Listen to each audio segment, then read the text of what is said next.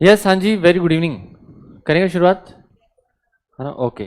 क्या जब से क्या बातें चल रही बताओ तो हमको थोड़ी सी, हमको भी करंट अफेयर्स का पता चलना चाहिए ना, है ना? क्या बातें कर रहे हैं। चलिए, है ना? यस हाय रूपाली, श्वेता, दिव्या, है ना? C S P M Narendra Modi. अच्छा, C S P M Narendra Modi, वाह, है ना? संजना, यस हाय राधिका, अंजना साहू, अंजना, अच्छा, है ना? कृष्णा, श्वेता, इशिता, सॉफ्टी, है ना?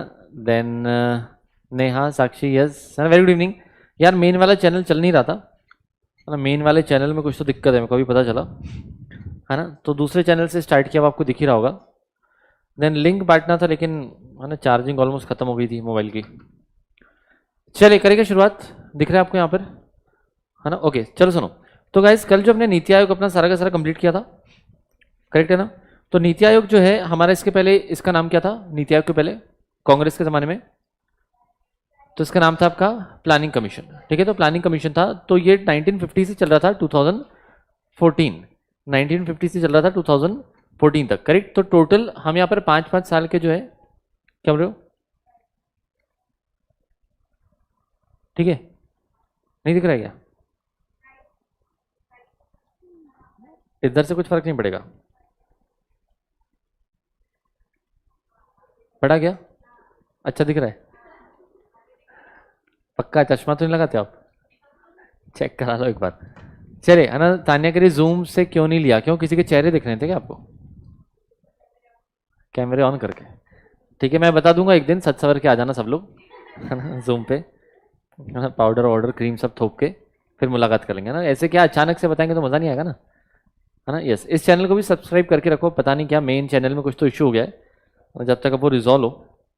चलिए, तो यहाँ पर कल हमने पढ़ा था नीति आयोग के बारे में। तो नीति आयोग अपना जो बना था, इसमें 5 है ना पंचवर्षीय योजना होती थी, 5 ईयर्स वाली प्लानिंग होती थी। तो अभी तक टोटल कितनी 5 ईयर्स की प्लानिंग यहाँ पर हमने कंप्लीट कर चुके थे? तो 12, है ना? Yes very good. तो यहाँ पर 2014 में नरेंद्र मोदी ने अनाउंसमेंट किया था कि मैं इसका नाम बदल के कर रहा हूँ नीति आयोग, एंड उन्होंने स्टार्ट किया था कब से? 2015 से, है ना? 2014 में अनाउंसमेंट किया था, लेकिन एक्चुअली जो चालू हुआ था वो आपका, है ना, 2015 में हुआ था, ठीक है? देन इसको हमारा थिंक टैंक भी कहा जाता है, करेक्ट? एंड इसके मेन 4 हेड हैं, मेन 4 चीज़ों पर जो है ये, है ना, ये काम करते हैं। तो पहला पॉलिसी फ्रेमवर्क बनाना, देन आपका फेडरलिज्म कोऑपरेटिव, मतलब सभी के बीच में कोऑपरेशन करवाना स्टेट्स में, then monitoring and evaluation, and last वाला ये आपका think tank and knowledge and innovation hub भी है, ठीक है? डन, है ना? फेस नहीं देखना था, जूम से क्लास करना अच्छा लगता है। अच्छा, इसमें क्या बुराई है? इसमें क्या दिक्कत है? मेरे को तो जूम का पसंद नहीं आता है, black and white types feel आता है, जूम चालू करो तो, है ना? इडियट नहीं, रंग बिरंगी दुनिया तुम्हारी चल रही है, क्यों खराब कर रहे हो? चलो, अब नेक्स्ट यहाँ पर ऑब्जेक्टिव था, ऑब्जेक्टिव तो है ना कुछ पढ़ने लायक नहीं था। देन यहाँ पर कॉन्स्टिट्यूशन ऑफ नीति आयोग हमने देखा था। तो नीति आयोग के जो चेयरपर्सन, उनका नाम है आपके Shri Narendra Modi. Vice chairperson, vice chairperson, है ना, राजीव कुमार।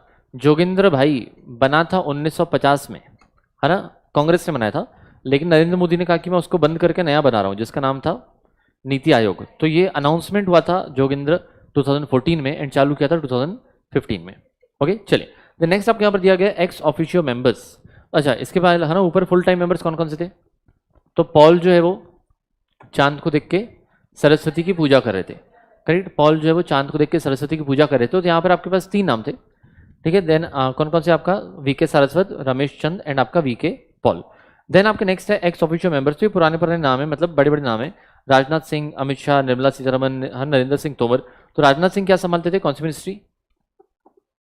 डिफेंस मिनिस्ट्री, है ना, नींबू मिर्ची। देन आपका यहाँ पर अमित शाह, तो हमारे गृह मंत्री हैं और कोऑपरेशन भी करवाते हैं, करेक्ट है? एंड देन आपका यहाँ पर निर्मला सीतारमन, तो ministry of finance and ministry of corporate affairs. And next आपके नरेंद्र सिंह तोमर, तो ये तो बोलते हैं भाई जाके तू जाके मर, किसको? एग्रीकल्चर एंड फार्मर्स वेलफेयर, ठीक है? तो फार्मर्स का वेलफेयर हमने इनको दिया था, लेकिन इन्होंने कहा था कि जाके भाई तू मर, ठीक है? तो इस तरीके से हम लोग यहाँ पर याद कर रहे थे, परफेक्ट। चलिए, तो यहाँ पर आपको दिया गया है स्पेशल इन्वाइटीज। तो यहाँ पर आपके, है ना, ये सब हमने नाम याद किए थे। नितिन गडकरी, ये क्या संभालते हैं? है ना, गड्ढा मत करो, कहाँ पर? हाँ, रोड में, तो रोड एंड, है ना, road transport and highways. Then आपका पीयूष गोयल, तो ये सीए पीयूष गोयल क्या करते हैं? तो एक तो धंधा करते हैं, तो कॉमर्स इंडस्ट्री।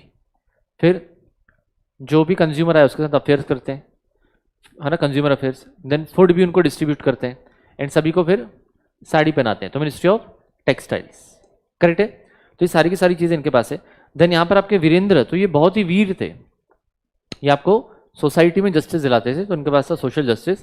देन आपके पास था श्री अश्विनी वैष्णव, तो ये अश्विनी वैष्णव तो घोड़े की रफ्तार में ट्रेन दौड़ाते थे, तो रेलवेज था। एंड ट्रेन में और क्या क्या था, आपको बटन लगा के दिए थे, है ना, बटन लगा के दिए थे, तो इलेक्ट्रॉनिक्स था एंड सब उससे आप बात कर सकते थे, तो मिनिस्ट्री ऑफ कम्युनिकेशन, ठीक है। देन है ना, आज ही जो है ना आपके अश्विनी वैष्णव जो हैं, इन्होंने पहला 5G कॉल इंडिया में आज ही है ना लगा के देखा था, ऐसा न्यूज़ में आया था, ठीक है। देन नेक्स्ट आपके राव इंद्रजीत सिंह, राव बोलो तो यहाँ पर फ्रेंड, किसके फ्रेंड है, मोदी जी के फ्रेंड है ना। और उसको क्या सिखाते हैं, मतलब उनको क्या सिखाते हैं, स्टैटिक्स बताते हैं, प्लानिंग बताते हैं। और इनके पास एक और चीज़ है, मिनिस्ट्री ऑफ कॉर्पोरेट अफेयर्स, है ना, इनके पास एक और चीज़ है। चले, तो ये सारी चीज़ें हुई। देन आपके यहाँ पर जो है ना काउंसिल का, ये आपको ध्यान रखना है कि इनके जो सीईओ हैं, नीति आयोग को जो सीईओ है उनका नाम है श्री अमिताभ कांत, तो ये वाला नाम आपके यहाँ पर ध्यान रखना है। Okay done. चलिए अब नेक्स्ट देखो, यहाँ पर आपको दिया गया रेलेवेंस ऑफ नीति आयोग, तो इनका काम था competitive federalism, cooperative federalism. Then next आपका greater accountability, think tank and convergence for resolution.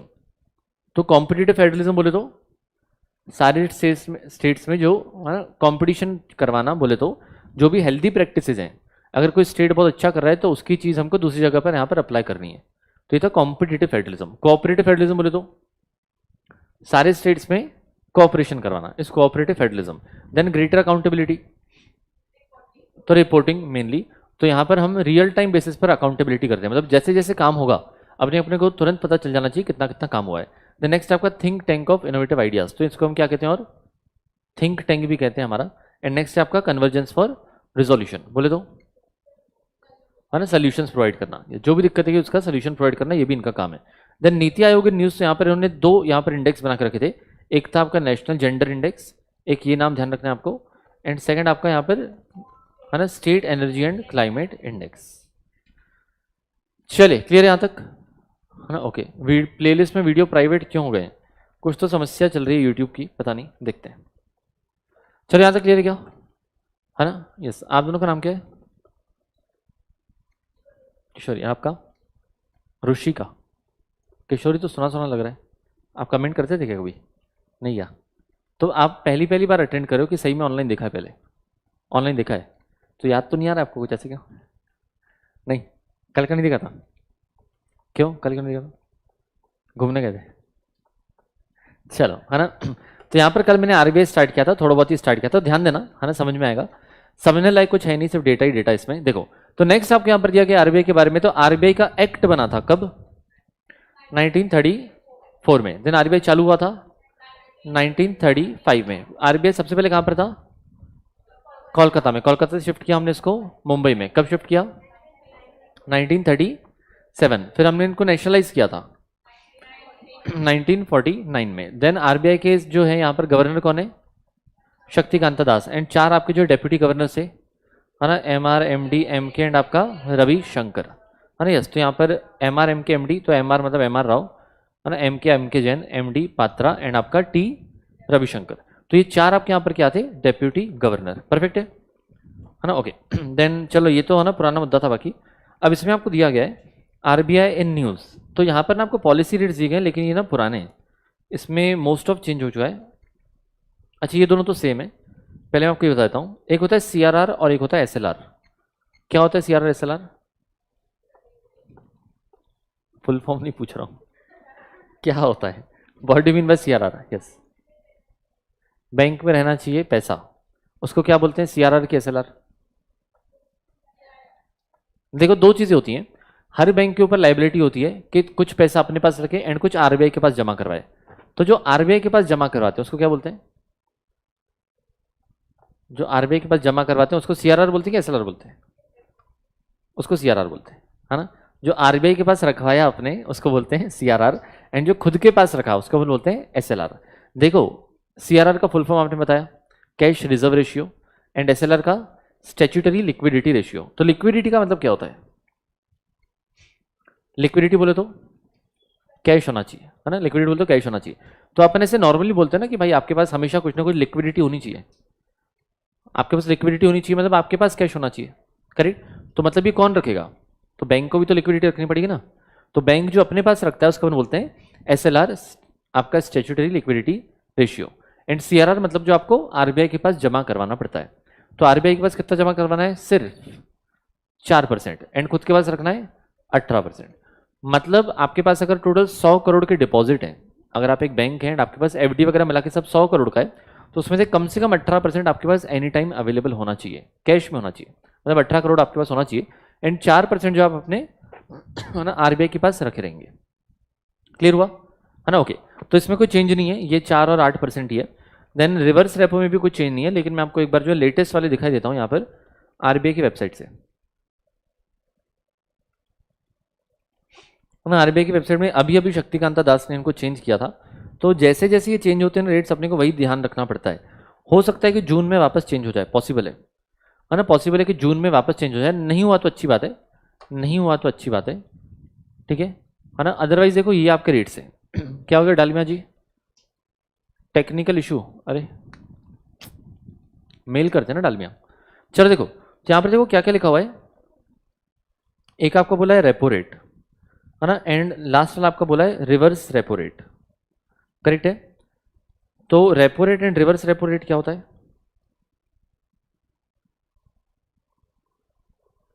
सुना होगा आपने, कभी तो पढ़ाई होगा 11th 12th में, नहीं पढ़ा।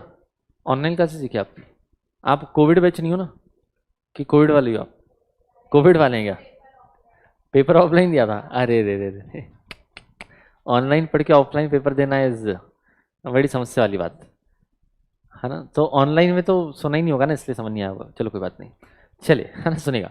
तो रेपो रेट क्या होता है, देखो बैंक जो है वो आरबीआई से लोन लेता है एंड आरबीआई भी बैंक से लोन लेता है, दोनों चीजें होती है। जब बैंक आरबीआई से लोन लेता है तो उसको अपन बोलते हैं, उस पर जो रेट आता है उसको अपन बोलते हैं रेपो रेट। जब बैंक आरबीआई से लोन लेता है तो आरबीआई जो इंटरेस्ट चार्ज करता है उसको अपन बोलते हैं repo rate. And reverse repo just उसका उल्टा, कि आरबीआई जब बैंक से लोन लेता है तो उसको हम बोलते हैं रिवर्स रेपो। ये दोनों डिफरेंस समझ आए है ना, रेट अपन बाद में ध्यान कर लेंगे। देन नेक्स्ट है आपके यहाँ पर स्टैंडिंग डिपॉजिट फैसिलिटी रेट। तो स्टैंडिंग डिपॉजिट मतलब होता है कि जिस बैंक को कैश की बहुत जरूरत होती है सिर्फ उनको पैसा दिया जाता है। अगर किसी बैंक के पास रिजर्व्स वगैरह खत्म हो रहे हैं तो उनको पैसा दिया जाता है, that is called as your standing deposit facility rate, ठीक है। द नेक्स्ट है आपका मार्जिनल स्टैंडिंग फैसिलिटी रेट, तो ये भी आपको शॉर्ट टर्म के लिए दिया जाता है। एंड एक आपका होता है यहाँ पर बैंक रेट, एंड नेक्स्ट वाला आपका होता है यहाँ पर बैंक का रेट। तो है ना, ये policy and bank rate is more और लेस सेम, मैं आपको ना लिखवा ही देता हूँ, इसके बिना भूल जाओगे।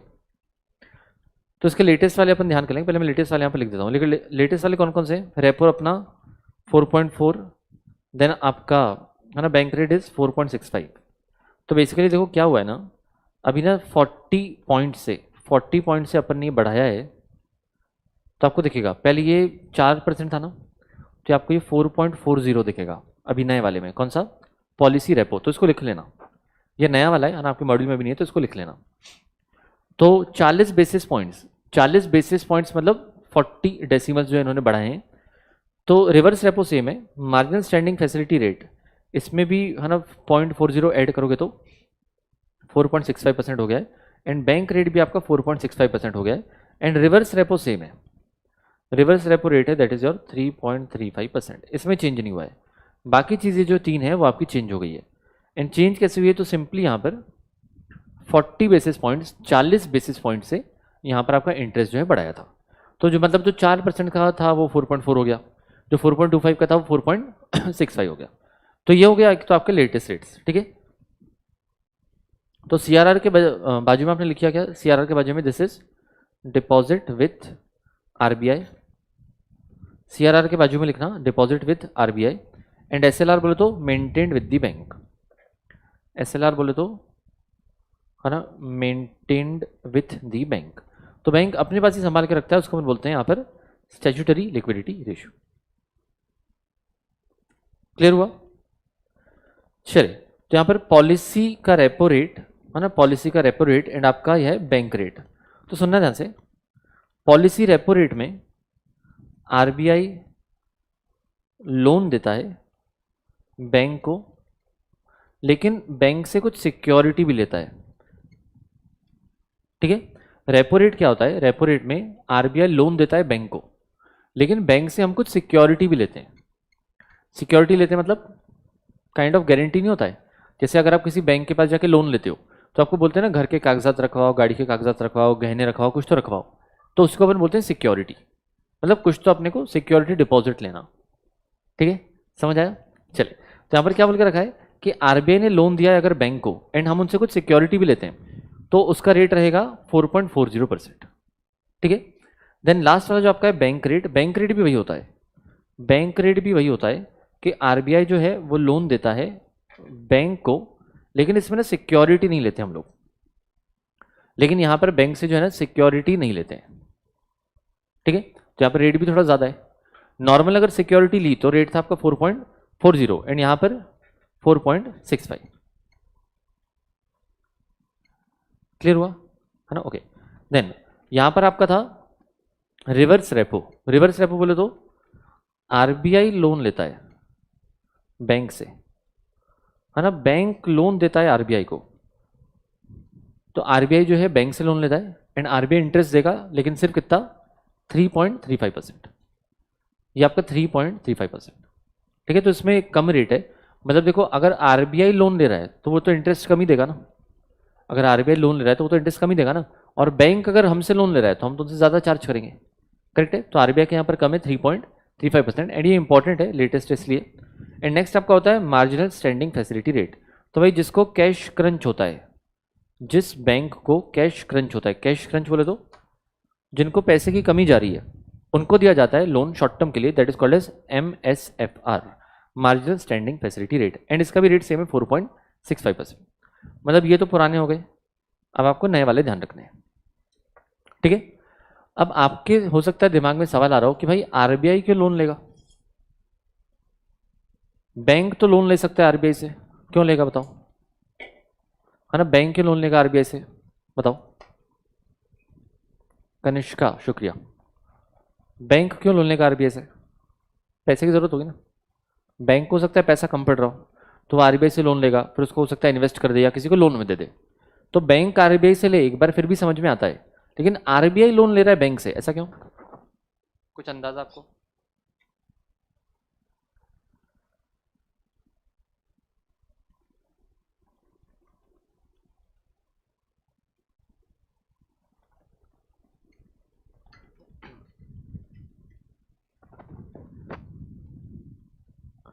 डालमिया जी अब क्या ही कर सकते हैं यार।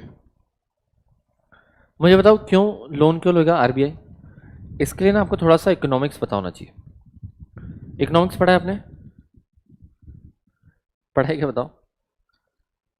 पढ़ा है ना, थोड़ा बहुत तो पढ़ा है ना। बड़ा सिंपल फंडा है है ना, बड़ा सिंपल फंडा है। इकोनॉमिक्स में इन्फ्लेशन डिफ्लेशन होता है, महंगाई बढ़ती है।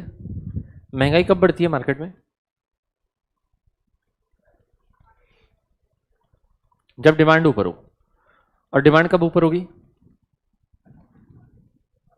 जब जब इनकम ज़्यादा हो।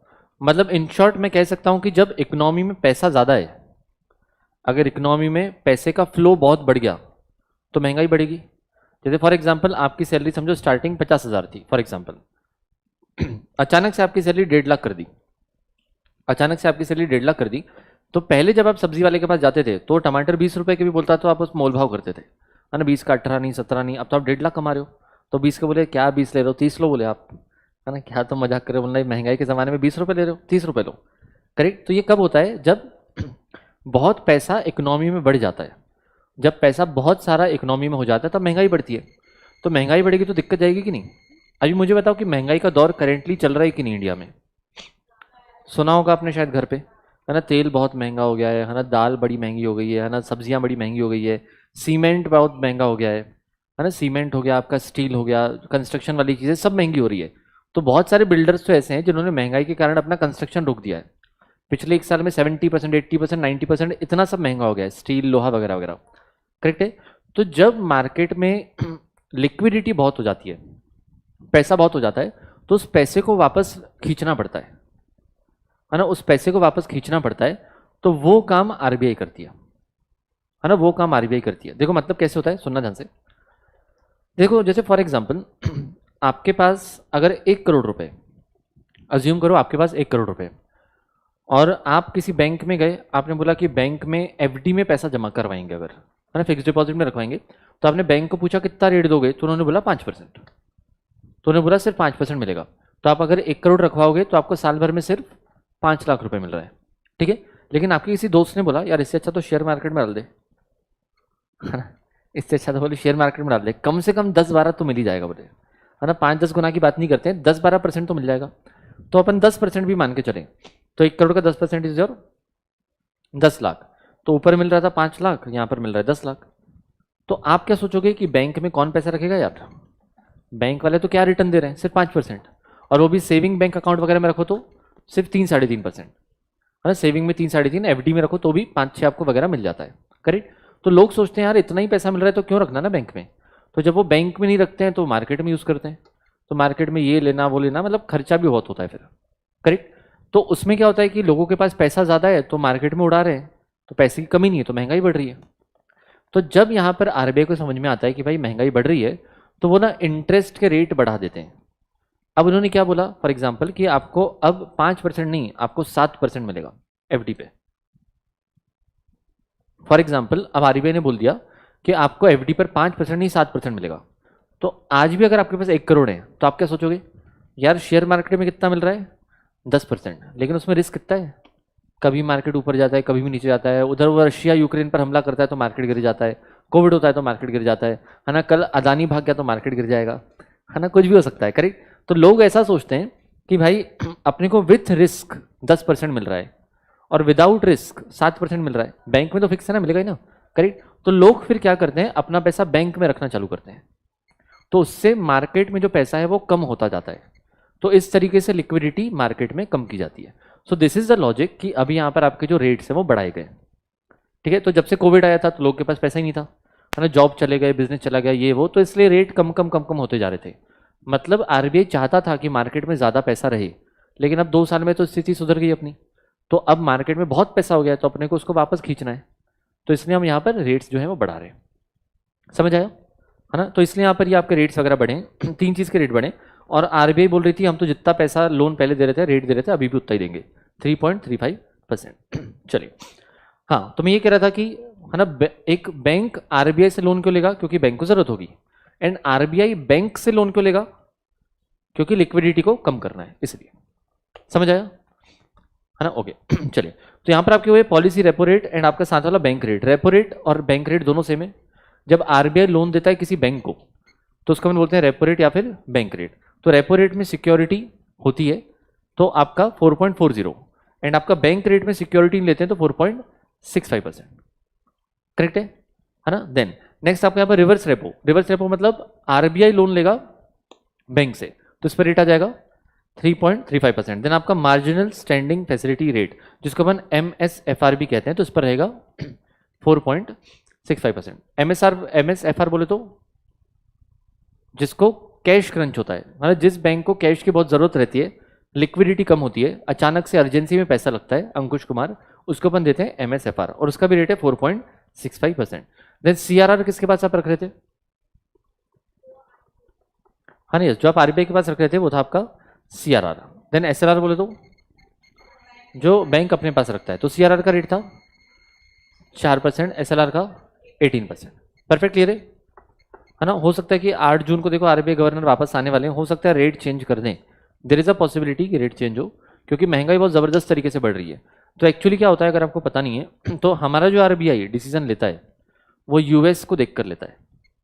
जैसे हमारे यहाँ पर होता है reserve bank of India, US का भी सेंट्रल बैंक है और उसका नाम होता है फेडरल रिजर्व, है ना, उनका नाम होता है फेडरल रिजर्व। जैसे अपना नाम है आरबीआई, उनका नाम है फेडरल रिजर्व। तो वहाँ के जो चेयरमैन है वो पॉवेल करके, है ना, कुछ तो नाम है, पॉवेल उनका सरनेम है। तो वो आके जो स्पीच देते हैं कि हम ऐसा करेंगे ऐसा करेंगे, तो उसको देख के समझो कि पूरी दुनिया चलती है। मतलब सारे आरबीआई वाले फिर वैसे ही सोचते हैं, सारे सेंट्रल बैंक वैसे ही सोचते हैं, वो रेट कम करेंगे तो अपन भी करेंगे, है ना, वो बढ़ेंगे वो बढ़ाएंगे तो अपन बढ़ाएंगे। देखो आज अपना शेयर मार्केट बढ़ा कि गिरा, मुझे बताओ, आज गिरा है क्या, नहीं यार, है ना, कल गिरा था, आज जोर से बढ़ा था, है ना, कितना बढ़ा है देखो, 450 पॉइंट। कल गिरा भी इतना ही था, है ना, कल गिरा भी 400 450 पॉइंट था, आज उठा भी 400 450 पॉइंट है। तो हम क्यों उठ रहे हैं, हमारे इसमें कुछ नहीं है, मैं आपको बताता हूँ, है ना। इंडिया वाले कुछ दिमाग नहीं लगाते हैं, इंडिया वाले देखते हैं यूएस को, यूएस बढ़ा तो अपन बढ़ेंगे, यूएस गिरा अपन गिरेंगे। देखो ये मैं आपको यूएस का मार्केट दिखा रहा हूँ, ठीक है, बढ़ा यूएस आज, है ना। ये यूएस का है, जैसे अपना निफ्टी होता है और सेंसेक्स होता है ना, इनका भी होता है, कहाँ गया, है ना, इनका होता है डाउ जोन्स, है ना। ये Dow Jones industrial average, this is Dow Jones, ठीक है। देन ये आपका स्टैंडर्ड एंड पुअर 500, जैसे अपना निफ्टी, इनका अपने निफ्टी 50 में 50 शेयर है, ये S&P 500 में 500 शेयर है, ठीक है। देन नेस्डेक, ये मेनली टेक्नोलॉजी शेयर्स का है, उसका नाम नेस्डेक रखा है। एंड यहाँ पर है ना रसल 2000, तो ये सब ध्यान मत रखो, मतलब ये चीज़ होती है। तो यूएस बढ़ा तो अपन बढ़ेंगे, कभी भी देखना इंडियन मार्केट गिराना तो ये CNBC में जाना और देखना यूएस मार्केट क्या हुआ है, यूएस बढ़ेगा अपन बढ़ेंगे, वो गिरा अपन करेंगे, बड़ा सिंपल। 90% ऑफ द टाइम सही होता है, कभी कभी अलग भी होता है, लेकिन 90% यही होता है। हमारे खुद के रीज़न है, मतलब अगर हमारे यहाँ पर इलेक्शन है तो वो हमारा रीज़न है, हम अपने कारण से बढ़ेंगे या कम होंगे, ठीक है। लेकिन जैसे कोविड आया तो ग्लोबल रीज़न था, तो सब गिरे तो अपन भी गिरेंगे। तो अभी देखो गोल्ड वगैरह जो है वो थोड़ा थोड़ा गिर रहा है, देन ऑयल की कीमत है तो बढ़ रही है ना। तो यहाँ पर ही तेल आपका महंगा हो रहा है, तो अपने घर में जो तेल आ रहा है वो भी महंगा होता है ना। देन आपका जो बॉन्ड्स वगैरह है, देन एशिया का मार्केट है ना, यूरोप का मार्केट, तो ये अलग अलग मार्केट आपको दिए गए एंड प्री मार्केट। तो यूएस बढ़ा तो भाई अपन बढ़ेंगे, ऐसा है। ओके चलिए, है ना। रिया गुप्ता कह रही इको लीगल एप्टीट्यूड की क्लास मिस हो गई है, वो आपको अपलोड करके जो है प्लेलिस्ट में आ जाएगा, ठीक है। आई थिंक दोनों ने जूम पे लिया था ना आज, है ना, यस, तो अपलोड होके आपको मिल जाएगा। चलिए, है ना, कहाँ गया यार। तो ऐसे थोड़ी कॉन्सेप्ट वाली चीज़ें होती है ना, तो पढ़ाने में और सुनने में मज़ा भी आता है ना, कि रेट क्यों बढ़ा। अब RBI बना था 1935 में, इसका क्या मजा है बताओ, कोई सेंस है क्या उसका, नहीं, बट डाल के रखा है तो ठीक है। क्या बोल रहे हैं हार्दिक, क्या बताऊं। चलिए, तो ये आपका हुआ, आपको बताया गया RBI के बारे में। अब आपको नेक्स्ट दिया गया यहाँ पर सेबी के बारे में। तो सेबी के बारे में आपको कल भी बताया था, करेक्ट। ये सेबी क्या करता है, सेबी का काम क्या होता है, security exchange board of India का, यस, परफेक्ट। जो हमारे यहाँ पर इंडिया में जो स्टॉक एक्सचेंज है उसको रेगुलेट करता है ना, उसको संभालता है, उसको बोलते हैं यहाँ पर, है ना, सेबी। हाँ, याद हो गया आपका, है ना, ये मैं यूज करूंगा एग्जीक्यूटिव में, ध्यान रखना लेकिन। चलो, है ना, तो यहाँ पर सेबी आपका securities exchange board of India, correct. तो ये कब बना था, 1992 में। तो सेबी के लिए भी इनका कानून बनाया गया था, जिसका हमने नाम दिया है सेबी एक्ट, इसका हमने नाम दिया है सेबी एक्ट 1992। एंड ये कब से चालू हुआ था, तो 12 अप्रैल 1992। SLR, हार्दिक राय सोनी, बैंक को अपने पास पैसा रखना पड़ता है, उसको अपन बोलते हैं SLR, स्टैट्यूटरी लिक्विडिटी रेशियो, और वो रखना पड़ता है 18%, ठीक है। क्लियर है क्या, है ना। देन यहाँ पर आपको चलो चीज दी गई है, ये आपको ध्यान रखना है। अब यहाँ पर जो चेयरपर्सन है सेबी की, उनका नाम है माधवी पुरी, सेबी की जो चेयरमैन अभी, उनका नाम है माधवी पुरी। एंड बाकी जो मेंबर्स हैं, एक मोहंती है, एक आनंद बरुआ है। तो बाकी आपके दो नाम है, Mohanty and Ananta Barua, SK Mohanty and Ananta Barua. तो ये माधवी पुरी जो है ना, ये जो माधवी है ना, माधवी मोहन को बोल रही है कि मोहन टी बना के लाओ, नहीं तो हम तुमको भर देंगे। भर देने का मतलब मारेंगे, है ना, भर देने का मतलब मारेंगे। तो यहाँ पर माधवी मैडम जो है ना, मोहन को बोलती है टी बनाओ, मोहन टी बनाओ, नहीं तो हम आपको भर देंगे, ठीक है। तो यहाँ पर SK आपका जो है माधवी पुरी बुच। तो यहाँ पर जो चेयरमैन है सेबी की, उनका नाम है माधवी, ठीक है। ये मोहन को बोल रही है टी बनाओ, नहीं तो इनको भरेंगे। तो मोहन टी एंड रात वाला आपका लास्ट वाला है अनंता बरुआ। बोले यहाँ तक क्लियर है, यस और नो, हाँ या ना, परफेक्ट। चले हम आगे, चले। तो आपको बताया गया यहाँ पर तो सेबी कब बना था, एंड सेकंड इसके चेयरमैन एंड इसके होल टाइम मेंबर्स कौन कौन है। अब यहाँ पर आपको सेबी में दिया गया investor charter issued by the SEBI. Investor charter में बड़ी टाइम पास चीज़ें दी गई है ना। इसमें आपको बताया गया है कि एक इन्वेस्टर को क्या क्या फॉलो करना चाहिए, है ना, एक इन्वेस्टर को क्या क्या फॉलो करना चाहिए। तो ये दुनिया भर की चीज़ें लिखी हुई है ना, बड़ी टाइम पास वाली चीज़ें। तो एक इन्वेस्टर को क्या करना चाहिए, है ना, अवेयर रहना चाहिए, किसी से टिप्स नहीं लेना चाहिए, अपनी रिसर्च करनी चाहिए, फंडामेंटल्स पर फोकस करना चाहिए। तो ये दुनिया भर की चीज़ें, ठीक है। तो कुछ कुछ पॉइंट्स पढ़ लेते हैं इसमें, है ना, जो जो इसमें पूछने लायक है मैं आपको बताता हूँ। सबसे पहले तो आपको यहाँ पर बताया इसका बैकग्राउंड। तो इसका ऑब्जेक्टिव था कि इन्वेस्टर्स को प्रोटेक्ट करना, ठीक है। एंड ये नाम याद रखना कि सेबी ने क्या इशू किया था, तो इन्वेस्टर चार्टर। तो इसका नाम है इन्वेस्टर चार्टर, चार्टर बोले तो गाइडलाइंस, चार्टर का मतलब यहाँ पर गाइडलाइंस। तो यहाँ पर ऑब्जेक्ट था, है ना, ऑब्जेक्टिव था अपना for the protection of the investors. तो निर्मला सीतारमन जो है, इन्होंने जब बजट पेश किया था 2021-22 में, ठीक है, उन्होंने यहाँ पर उन्हें प्रपोज किया था कि हम यहाँ पर इन्वेस्टर चार्टर बनाएंगे for all the financial investors across all financial products. तो सबके लिए हम यहाँ पर जो है चार्टर बनाएंगे। अब मुझे बताओ बजट कब पेश किया जाता है? बजट का मतलब पता है सबको? बजट में क्या होता है बताओ? बजट क्या होता है चलिए बताओ। इनकम एक्सपेंडिचर का एक स्टेटमेंट होता है जिसको हम कहते हैं बजट, करेक्ट है?